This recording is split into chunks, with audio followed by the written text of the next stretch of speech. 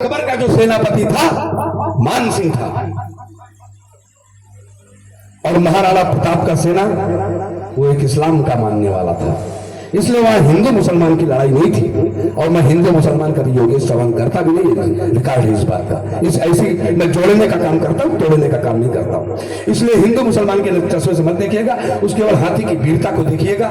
दोनों तरफ आमने सामने सेनाएं हैं, तब तक महाराणा प्रताप चेतक पर बैठ करके हाथी के पास पहुंचते हैं, उससे कुछ बातचीत करते हैं। एक बार मुझको एक ने टोक दिया, कहा श्रीमान एक इंसान जानवर से कैसे बात करेगा, भैया ईगो खत्म करके थोड़ा बेस बढ़ाना इसका। उसने कहा कैसे बात करेगा, हमने कहा रामायण नहीं पढ़ा आपने क्या, लिखा है हे खगमर के हे मधुकर श्रेणी तुझे देखी सीता मृगनंदी, नाम किससे पूछ रहे हैं। राजा अश्वपति हर पशु पक्षी से बात कर लेते थे। हम किसान के बेटे हैं, बैल जब हल अब तो ट्रैक्टर से खेती होती है, लेकिन पुराने लोग दादाजी बैठे हैं सामने बताएंगे कि जिस बैल को संकेत देते वही बैल चलता है। मेरी बात को समझता है, मैं उसकी पीड़ा को जानता हूं, इसलिए मैं बात कर सकता हूं। महाराणा प्रताप जाकर के चेतक पर बैठते हैं, हाथी से क्या बातचीत करते हैं, पंक्तियां निवेदित करता हूं, यही तो सुनिएगा कि मेवाड़ धरा की सेना सजकर खड़ी थी हल्दी घाटी पर। मेवाड़ बहुत जल्दी जल्दी पढ़ूंगा क्योंकि जाना है कि मेवाड़ धरा की सेना सजकर खड़ी थी हल्दी घाटी पर, खड़े थे योद्धा चलने को धर्म युद्ध परिपाटी पर, क्षण भर को जा टिके नयन राणा के अपने हाथी पर, मस्तक पर दोनों हाथ रखा अपने अनबोले साथी पर, बोले चेतक पर हो सवार दुश्मन को धूल चटाऊंगा, रिपु रक्त से हल्दी घाटी की मैं प्यास बुझाऊंगा।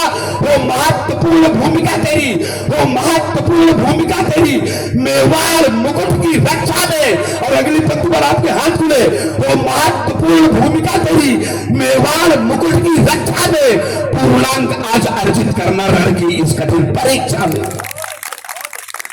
और क्या कहते हैं, मैं भूमिका नहीं बनाऊंगा, जल्दी जल्दी पढ़ रहा हूं। हे राम प्रसाद देना प्रसाद दुश्मन को तुम कोलाहल की। हम जब नाराज होते हैं घर के बच्चों पर एक छड़ी उठाते हैं और कहते हैं आओ खाने भर को प्रसाद दे रहा हूं तुम्हें। ईश्वर की कृपा से उसका नाम ही राम प्रसाद था। पंक्तियां निवेदित करता सुनिएगा। हे राम प्रसाद देना प्रसाद दुश्मन को तुम कोलाहल की, करना कर्म निजर होकर चिंता मत करना तुम फल की। यदि घाव लगे तन पर तो पीड़ा की शीघ्र भुला देना, आहट से पहले सैनंदन में शत्रु को शीघ्र सुला देना। आंच नहीं आने पाए राणा के परम प्रतिष्ठा पर, दाग नहीं लगने पाए ए हाथी तेरी निष्ठा पर। और हे मतंग लेना उमंग पौरुषता में दिखला देना, हम मेवाड़ी योद्धा है दुश्मन को ये बतला देना। हम मेवाड़ी योद्धा है दुश्मन को ये बतला देना।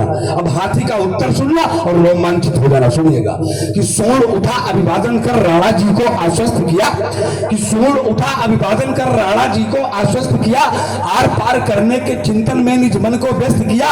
हे नरेश मेवाड़ धरा का है अनाज हमने खाया, जिनके पोषक तत्वों से संगठित हमारी है काया। प्राण जाए पर बचन न जाई, हमने भी तो मंत्र पढ़ा है, युद्ध कला की सभी विधाओं का मुझ पर भी तंत्र चढ़ा है। किया प्रतिज्ञा है हमने दुश्मन का वक्त फाड़ने को, तैयार खड़ा हूं धरती में मुगलों का मुंड गाड़ने।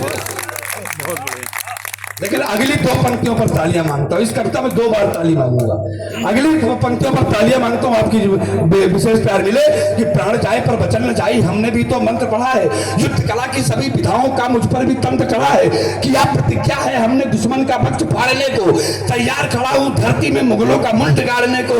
हम बोल नहीं सकते राजन, हम बोल नहीं सकते राजन, पर पूर्ण हमारा तय होगा, दे रहा वचन में अंतर से निजवार महाभीषण होगा।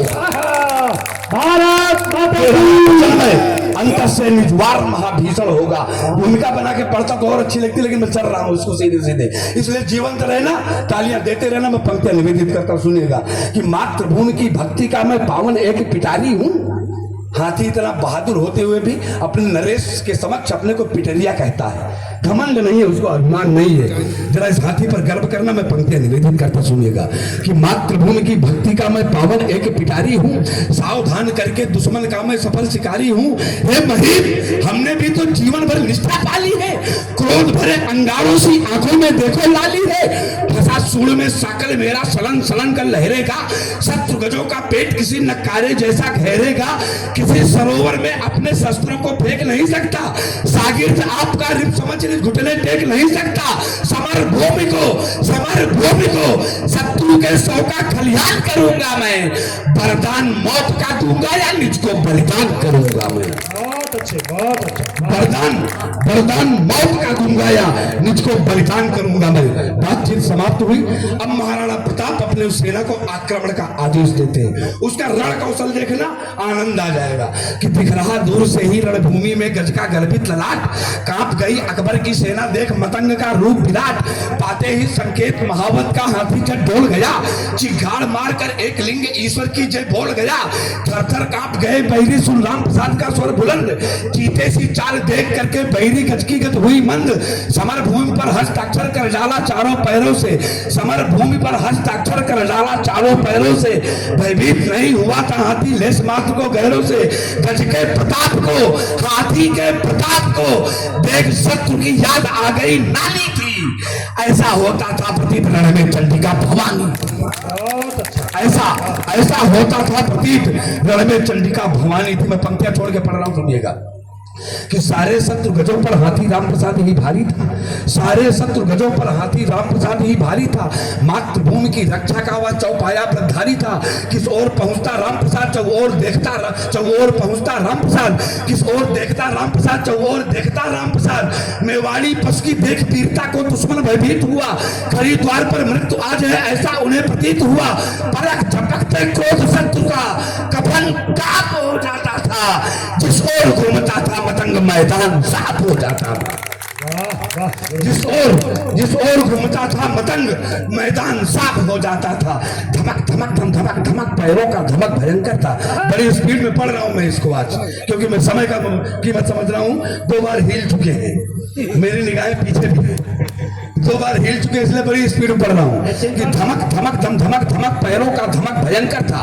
जरा कल्पना करिए, आप एक जूता पहनते उसकी टाप बड़ी दूर तक सुनाई पड़ती है, और हाथी का वो खंबे जैसा पैर जमीन पर पड़ता होगा, कंपन कितनी दूर तक जाती होगी।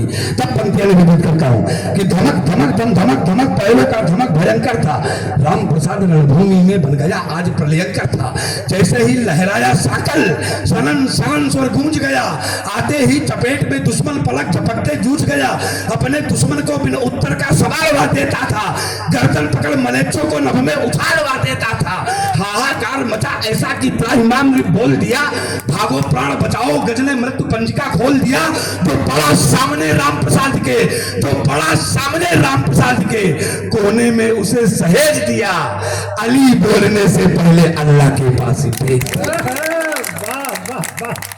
अली बोलने से पहले अल्लाह के पास ही में। मैं पंक्तियां छोड़ छोड़ के पढ़ रहा हूं, मजा नहीं आ रहा, लेकिन ठीक है।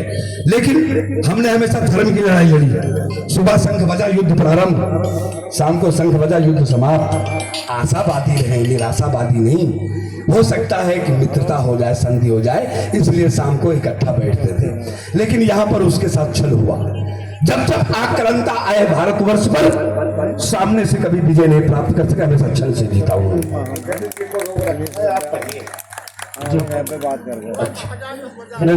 पहले बता देते आप, थोड़ी देर माला जो थोड़ी देर पहले और देते, 3 बंद मैंने छोड़ दिए बीच के। मैं